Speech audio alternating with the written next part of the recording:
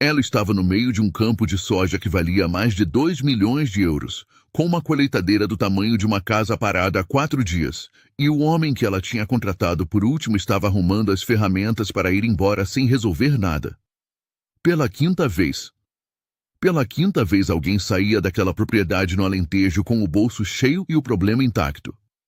Isabel Carvalho tinha 43 anos, 3 fazendas espalhadas pelo sul de Portugal, uma frota de equipamentos que valia mais do que a maioria das pessoas ganha em uma vida inteira, e naquele momento, com o sol castigando o chão rachado de outubro e a janela de colheita fechando dia a dia, ela sentia que tudo aquilo estava prestes a desmoronar por causa de uma máquina.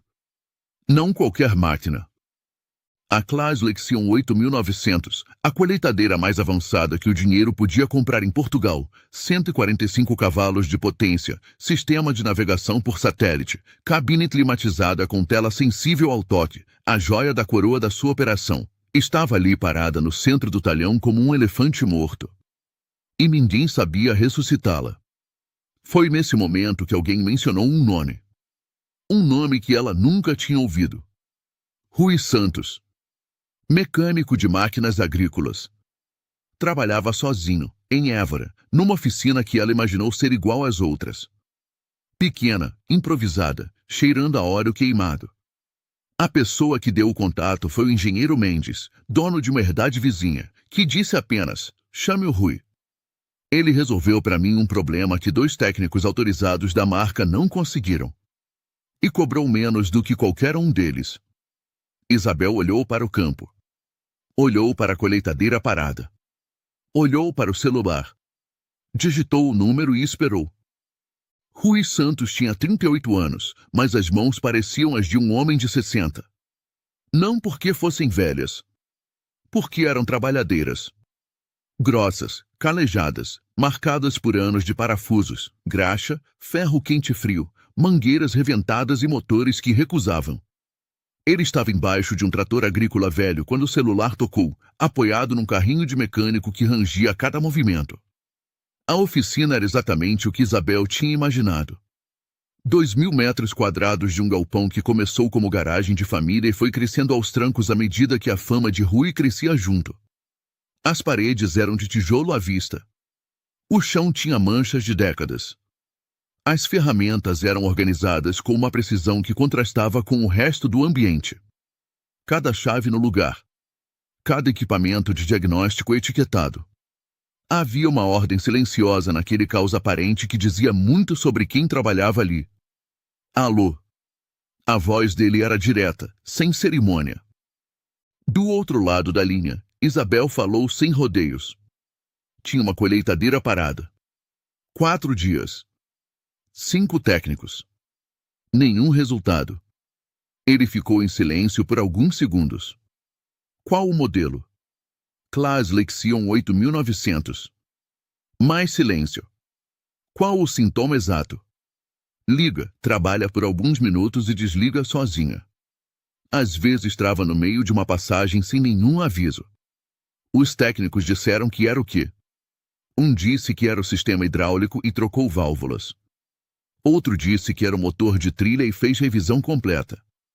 O terceiro achou que era problema de firmware e fez update do sistema. O quarto substituiu o sensor de temperatura do motor. O quinto chegou, ficou 2 horas, disse que era um defeito de fábrica e foi embora sugerindo que eu reclamasse na concessionária. Rui soltou um som baixo pelo nariz. Não era deboche. Era reconhecimento de um padrão que ele conhecia bem. Paga minhas despesas de deslocamento independente do resultado. Se eu resolver, a gente combina o valor. Se não resolver, fico devendo só o combustível. Isabel aceitou antes que ele terminasse a frase. 2 horas e 40 minutos depois, uma Fiat Fiorino branca de 2009, com o para-choque dianteiro segurado por uma abraçadeira de metal, entrou pela porteira de ferro da herdade da Fontinha. O guarda da entrada olhou para a furgoneta com uma expressão que dizia tudo. Olhou para o painel de controle onde tinha uma lista de quem estava autorizado a entrar. Procurou. Não achou. Ligou para alguém. Esperou. Autorizou. Rui passou pelo portão sem olhar para o lado. Conhecia esse tipo de lugar. conhecia esse tipo de olhar. Não era a primeira vez que chegava numa propriedade de gente rica com uma furgoneta velha e saía dela resolvendo o que ninguém conseguia. E não era a primeira vez que o olhavam como se ele tivesse entrado no lugar errado. A herdade era impressionante. Estradas internas asfaltadas. Pivos de irrigação no horizonte. Sinos de armazenamento de soja que pareciam torres. Um escritório moderno com vidro e aço que parecia ter sido pousado ali do nada, no meio do campo. E ao fundo, no talhão maior, a colheitadeira. Rui parou a furgoneta a uns 50 metros da máquina e ficou olhando por um momento pelo para-brisa. A Claas Lexion 8900 era um monstro de aço verde e preto. Quase 4 metros de altura. 8 metros de largura de plataforma. Uma cabine que por fora parecia cápsula espacial. Ele saiu devagar, foi até a traseira da furgoneta, abriu e começou a organizar o que ia levar. Não tinha pressa. Nunca tinha. Pressa em diagnóstico era o que fazia os outros 5 errarem. Foi quando ele ouviu os passos. Rápidos, determinados, calcanhares batendo no chão seco de terra vermelha. Isabel Carvalho caminhava em sua direção com o celular em uma mão e um rádio comunicador na outra. Ela usava calça cargo khaki, bota de couro com solado resistente, camisa de tecido tecnológico e óculos de sol caros que ela não tirou mesmo estando na sombra do galpão. O cabelo castanho estava preso num coque rápido, de quem não tinha tempo para pensar em aparência, mas mesmo assim estava impecável. Rui a avaliou em 2 segundos da mesma forma que avaliava uma máquina. Olhou o que ela mostrava e imaginou o que estava por baixo. Mulher que trabalha de verdade. Mas que também nunca passou aperto financeiro de verdade. Alguém que mandava porque sempre tinha mandado. Você é o Rui Santos. Não era pergunta. Era constatação. Sou. Ela olhou para a furgoneta. Olhou para a caixa de ferramentas que ele carregava, que era velha mas estava impecável por dentro, com cada peça no lugar. Eu já gastei 18.000 euros com 5 técnicos dos últimos 4 dias. A colheitadeira deve estar trabalhando amanhã de manhã ou perco a janela de colheita desse talhão. Vai chover quinta. E quando chove no Alentejo em outubro, para tudo. Rui não disse nada. Começou a caminhar em direção à máquina. Isabel caminhou junto, um passo à frente como quem lidera. Ele deixou. O que os outros fizeram exatamente? Ela foi descrevendo enquanto caminhavam. Ele escutava sem interromper. Cada detalhe que ela dava era uma peça que ele organizava internamente, construindo um mapa do que tinha sido tentado, do que tinha sido descartado, do que provavelmente não estava sendo visto. Quando chegaram na base da colheitadeira, ele parou e ficou olhando para a máquina por quase 1 minuto inteiro sem falar. Isabel cruzou os braços. Esse silêncio a irritava. Os outros 5 tinham chegado cheios de segurança, declarando o problema em menos de 10 minutos. Nenhum acertou. Mas o silêncio ainda a irritava. Pode subir na cabine e ligar para mim. Ela olhou para ele. Eu? Ele olhou de volta, neutro. Se preferir, chama alguém do seu pessoal. Ela subiu. O motor acordou com aquele ronco grave que Rui conhecia bem. O som de um diesel pesado com muito dinheiro dentro. Ele ficou parado ao lado da máquina, de olhos fechados por um instante, só ouvindo. Isabel lá em cima, na cabine, observava pelo vidro com uma expressão entre a curiosidade e a impaciência. O motor rodou bem por 2 minutos. Então começou. Um solavanco quase imperceptível no regime de rotações. Uma variação tão pequena que qualquer um que não estivesse prestando atenção teria ignorado. Rui não ignorou. Ele ouviu. Desliga. A voz dele foi calma, direta. Isabel desligou. Ele começou a andar ao redor da máquina. Devagar. Como quem lê algo escrito no ar. Olhava para pontos específicos, parava, agachava, ficava olhando por baixo com a lanterna, levantava, continuava. Isabel desceu da cabine e ficou de braços cruzados observando. Depois de 15 minutos ela falou. Os outros técnicos já examinaram tudo isso. Eu sei. E o que eles encontraram não era o problema. Por isso ainda não está resolvido. Ela não respondeu. Mas aquela lógica era inegável. Rui abriu um compartimento lateral que ficava na parte traseira da máquina, na altura do joelho. Era um painel de acesso ao conjunto de controle do sistema de alimentação do rotor trilhador. Um dos técnicos anteriores tinha deixado a tampa levemente desalinhada. Rui notou, mas não disse nada. Ficou observando o feixe de cabos e conexões dentro do compartimento com a lanterna. Então viu. Não tinha como não ver, uma vez que você sabia onde olhar. Um conector multipolar, do tipo que integra 3 sensores ao mesmo tempo num sistema CLAS moderno, estava encaixado com uma das travas laterais quebrada. Do lado de fora parecia conectado. Qualquer teste elétrico básico confirmaria a conexão. Mas dentro do conector, as microlâminas de contato de um dos 3 canais estavam ligeiramente afastadas pela vibração da operação. Quando a máquina ficava parada, o contato voltava pelo peso da gravidade. Quando entrava em operação e começava a vibrar, o canal intermitente se comportava como um sensor com falha. O sistema interpretava como superaquecimento iminente e desligava como protocolo de proteção. Era esse o problema. Não o hidráulico. Não o motor de trilha. Não o firmware. Não o sensor de temperatura.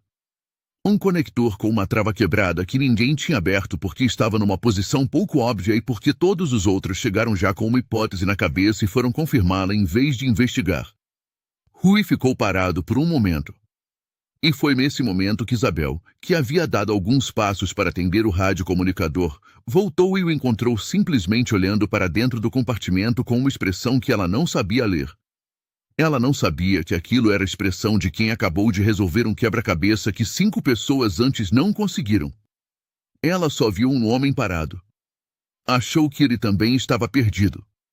Vai dizer que não sabe também. A voz dela não escondia o cansaço. Não. Sei o que é. Ela parou. Ficou olhando para ele. O que é? Ele apontou para o conector. Esse componente aqui integra 3 sensores num único ponto de conexão. A trava lateral está quebrada. Olhando de fora parece que está conectado. Mas quando a máquina vibra em operação, o terceiro canal perde contato. O sistema entende como falha crítica de sensor e desliga automaticamente. Isabel se aproximou. Ficou olhando para o conector. Tão simples quanto aquilo. Um conector de 80 euros com uma trava quebrada. Mas como 5 técnicos não viram isso? Por que chegaram com a resposta antes de ouvir a pergunta? Rui disse isso sem arrogância. Era só uma constatação. Ele abriu a caixa de ferramentas, tirou uma pequena maleta de diagnóstico elétrico, um alicate de precisão e um conector sobressalente que ele havia trazido junto com outros componentes comuns de falha em sistemas CLAS. Isabel observou em silêncio enquanto ele substituía o conector com movimentos precisos e econômicos. Sem pressa desnecessária. Sem performance. Só trabalho. Em 11 minutos, o novo conector estava instalado, as travas verificadas, os cabos reposicionados. Liga de novo. Isabel subiu na cabine. O motor pegou. Rodou por 2 minutos. 5. 10. O regime de rotações era estável como o batimento de coração saudável. Nenhum solavanco. Nenhuma variação. Ela olhou para os painéis. Todos os indicadores verdes. Ela engatou o sistema de alimentação. A plataforma de corte se moveu com fluidez. Ela olhou pela janela da cabine para baixo, onde Rui estava encostado na lateral da máquina, de braços cruzados, esperando. Ele a olhou de volta. Aquele olhar dizia, sim, é isso. Ela desligou a máquina e desceu. Ficaram os dois parados por um momento. O vento do Alentejo passava entre eles com aquele cheiro de terra seca e palha que só quem conhece o sul de Portugal entende. Isabel tirou os óculos de sol pela primeira vez desde que ele tinha chegado. Os olhos dela eram castanhos e tinham a dureza acumulada de anos fazendo negócio em mundo de homem. Mas naquele momento havia algo diferente neles. Algo que ela raramente mostrava. Quanto eu te devo? Rui pensou. Calculou com honestidade, não com esperteza. 2 horas e 40 de viagem para vir. Vou ser mais rápido na volta. 2 horas aqui. Peça que custou 82 euros. Gastos de combustível. Chamemos de 350 euros. Isabel ficou quieta por um segundo. 350. 350 euros. Ela tinha gasto 18.000 nos 5 anteriores. E eles não tinham resolvido. Ele tinha resolvido em menos de 2 horas e queria 350. Você sabe quanto eu gastei com os outros. Sei o que você me disse. Mas o trabalho que eu fiz vale 350. Não vou cobrar pelo fracasso dos outros. Isabel abriu a carteira. Tirou 4 notas e estendeu. 400. O combustível saiu mais caro do que você imaginou e o seu tempo vale mais do que isso. Rui aceitou. Não discutiu a diferença porque era honesta. Mas Isabel não chamou o motorista para acompanhá-lo até a saída. Ficou parada. Ele percebeu. Continuou guardando as ferramentas na caixa com aquela organização cuidadosa que era quase um ritual. Ela observou isso também. Cada chave no lugar. Cada equipamento de diagnóstico guardado com cuidado. Ela conhecia muita gente rica que não cuidava das coisas com aquela atenção. Você sabe que eu precisei de alguém para cuidar da minha frota toda. Ele fechou a caixa. Olhou para ela. Não disse nada. Tenho 62 equipamentos entre colheitadeiras, tratores, pulverizadores e implementos, espalhados em 3 herdades no Alentejo e mais uma no Ribatejo. Tenho um responsável de manutenção que se aposentou em agosto. Desde então é esse circo que você viu. Gente que cobra para vir, desmonta o que não devia, cobra para montar de volta, vai embora e não resolve. Rui a olhou com aquela expressão neutra que ela ainda estava aprendendo a ler. E por que estás a me dizer isso? Ela sorriu. Era um sorriso curto. Habitual de quem sorri pouco. Porque eu observei você. Desde que chegou. Ele esperou. Quando chegou, não falou do que cobrava antes de ver o problema. Não tentou impressionar. Não fingiu saber antes de investigar. Pediu para eu ligar a máquina, sendo que podia ter pedido ao meu capataz, mas queria ser você a dar a instrução para poder ouvir de onde estava. Ficou em silêncio quando todos esperavam fala. E cobrou menos do que podia porque calculou o que era justo, não o que eu aceitaria pagar. Rui ficou olhando para ela. Ela continuou. Também testei você. Quando fui atender o rádio, deixei o João, meu capataz, parado ali perto simulando que estava a verificar uma coisa qualquer. Ele tinha instrução para oferecer dinheiro extra se você revelasse o problema a ele antes de me contar. Para ver se você tentava vender a informação separado. Rui não mudou a expressão. Não aceitou. Não porque soubesse que era teste. Mas porque não funciona assim. Ela sentiu uma vez. Exatamente. Ela fez o número. 4.000 euros por mês. Carro da herdade para deslocamentos.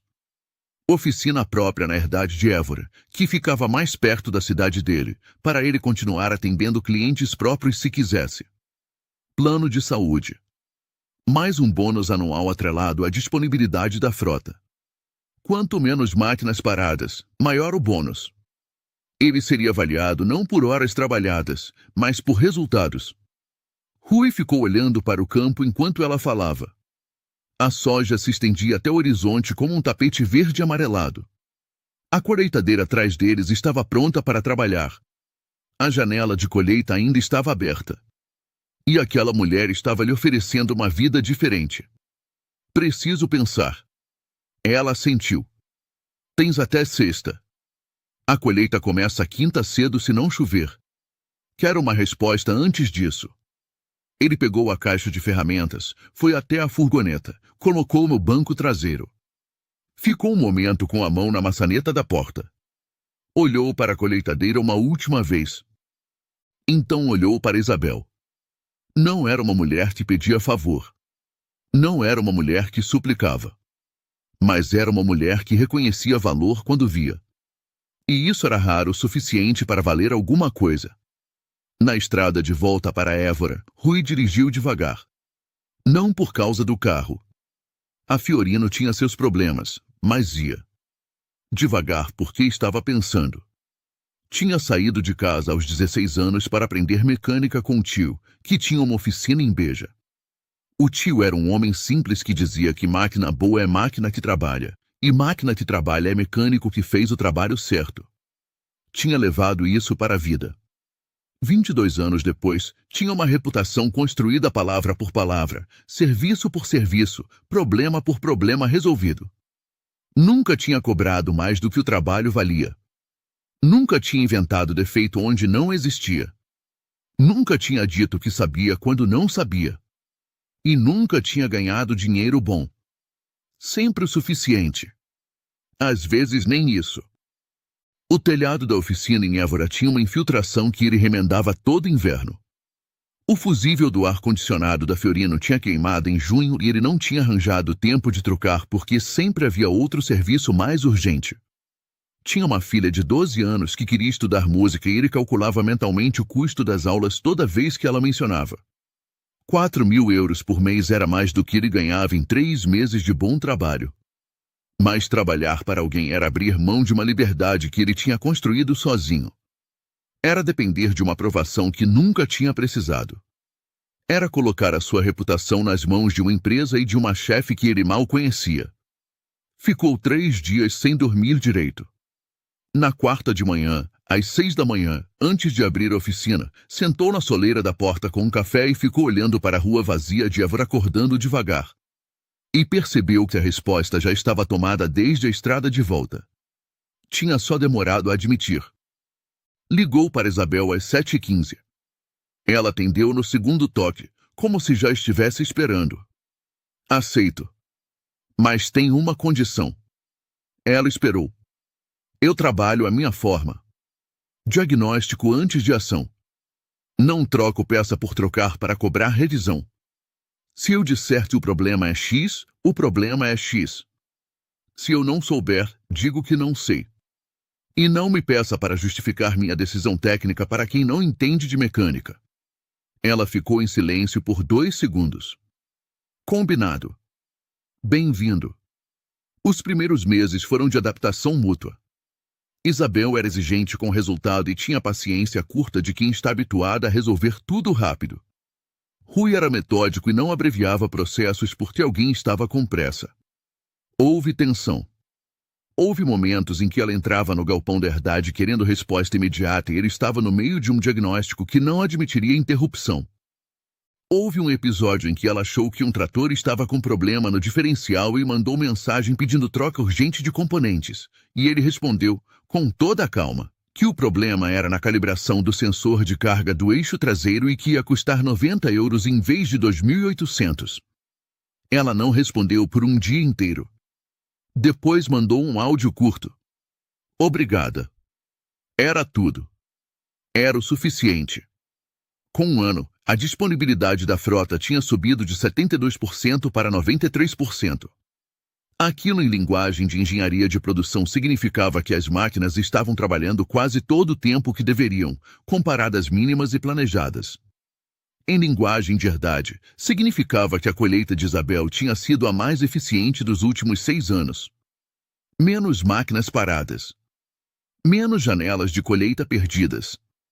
Menos soja deixada no campo por falta de equipamento. O bônus de Rui no final do primeiro ano foi de 8.000 euros. Ele usou para trocar o telhado da oficina que ainda tinha em Évora, onde continuava atendendo clientes particulares nos fins de semana porque a cláusula do contrato permitia e porque ele não conseguia ficar completamente longe da independência que tinha construído. Com 2 anos, Isabel Carvalho abriu uma 4ª herdade, desta vez no Algarve, num projeto de agricultura de precisão com tecnologia de irrigação por satélite. Rui passou 3 semanas lá no início, instalando os sistemas de monitoramento e criando o protocolo de manutenção preventiva. Quando voltou ao Alentejo, Isabel o chamou para uma reunião no escritório de vidro e aço que ele ainda achava deslocado no meio do campo. Havia um advogado sentado do lado dela. E uma pasta sobre a mesa. Rui olhou para a pasta sem entender. Isabel abriu sem cerimônia. Quero que seja sócio. Não funcionário. Sócio. 5% da operação agrícola das 4 herdades. Documentado. Registrado. Com participação real nos lucros. Rui ficou olhando para os papéis. Ficou em silêncio por um tempo que o advogado achou desconfortavelmente longo. Isabel não se mexeu. Por quê? A voz de Rui saiu mais baixa do que ele pretendia. Porque em 2 anos você nunca me enganou. Nunca inflacionou um orçamento. Nunca fez um serviço desnecessário. Nunca aproveitou que eu não entendo de mecânica para me vender problema que não existia. Quando errou, me disse antes de eu descobrir. Quando acertou, não esperou elogio. Isso é o tipo de pessoa com quem eu construo negócio. Não o tipo de pessoa que eu emprego. Há uma diferença. Rui ficou olhando para ela. Olhou para o advogado. Olhou para os papéis. Pensou no tio de Beja. Na soleira da oficina em Évora. No telhado que tinha remendado por anos antes de poder trocar. Na filha que tinha começado as aulas de música.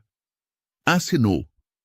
3 anos depois, Rui Santos ainda chegava às herdades numa furgoneta. Não a Fiorino de 2009, que ele tinha aposentado com respeito, mas uma Transit nova, equipada como uma oficina móvel, com todo o equipamento de diagnóstico de última geração que ele havia especificado e que a empresa havia comprado sem questionar. Ainda usava o macacão azul. Ainda tinha as mãos grossas e marcadas. Ainda olhava para uma máquina em silêncio antes de dizer qualquer coisa. Mas agora assinava cheque junto com Isabel nas reuniões de planejamento. Agora tinha voz sobre quais equipamentos comprar.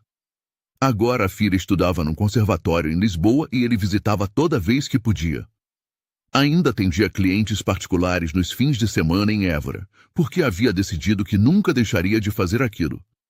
Não precisava. Fazia porque era quem ele era. A Class Lexion 8900 que ele tinha consertado naquele outubro quente ainda trabalhava. Ele fazia a revisão preventiva dela 2 vezes por ano com a atenção que um médico dá a um paciente importante. Um dia, durante uma dessas revisões, Isabel parou ao lado dele e ficou olhando enquanto ele trabalhava. Disse, quase para si mesma, que o conector que tinha causado todo aquele problema era tão pequeno que cabia na palma da mão. Ele respondeu sem parar o que estava fazendo. Os maiores problemas cabem na palma da mão. É por isso que a maioria não consegue enxergar. Ela ficou em silêncio por um momento. Depois foi resolver outras coisas. Mas antes de ir, olhou para ele uma vez mais. Havia algo naquele olhar que era mais do que satisfação profissional. Era o reconhecimento de que certas pessoas aparecem na sua vida num momento específico e mudam a direção de tudo sem fazer barulho nenhum. Sem discurso. Sem fanfarra. Só com o trabalho feito do jeito certo, cobrado pelo que valia, entregue com honestidade. E que isso, no fim das contas, era a coisa mais rara que existia.